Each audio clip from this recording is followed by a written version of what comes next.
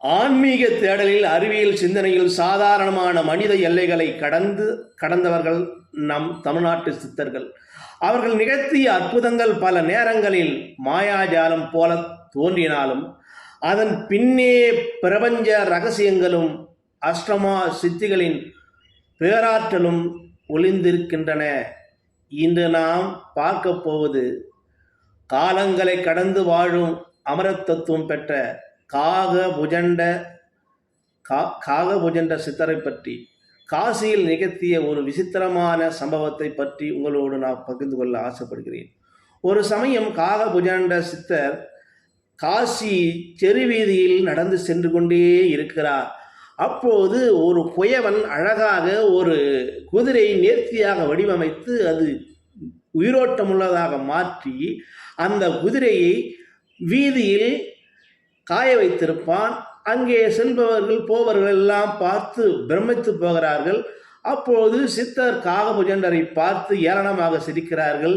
ஏ சித்தரே, சித்து பெற்றவரே, முற்றும் திறந்தவரே, ஞானியே, நீ இந்த குதிரையை எப்படி உயிர்ப்பிப்பாய்?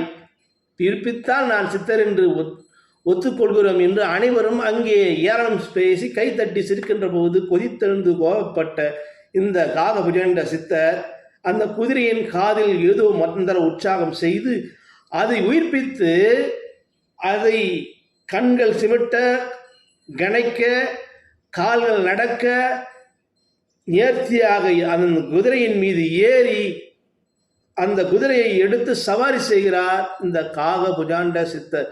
இதை பதறி போன அலறி அடித்து மக்களெல்லாம் ஓடுகிறார்கள். இவர் சிறிதும் அஞ்சாமல் இந்த காசி மாநகரத்தையே வலம் வந்து அங்கே நிலை நிப்பாட்டுகிறார்.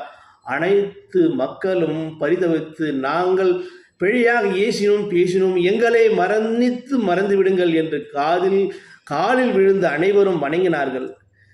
இதில் நாம் சொல்லக்கூடிய ஒரு விஷயம் என்றால், சித்தர்கள் கனிமண்ணை குதிரையாக்கியது வெறும் வேடிக்கையாக அல்ல, அணுவை அணுவால் மாற்றும் வித்தை அவர்களுக்கு தெரிந்திருந்தது.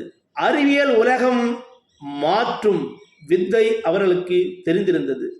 அறிவியல் உலகம் இன்று பேசும் மேட்டர் என்கிற பொருள் மற்றும் எனர்ஜி என்கின்ற ஆற்றல் ஆகியவற்றின்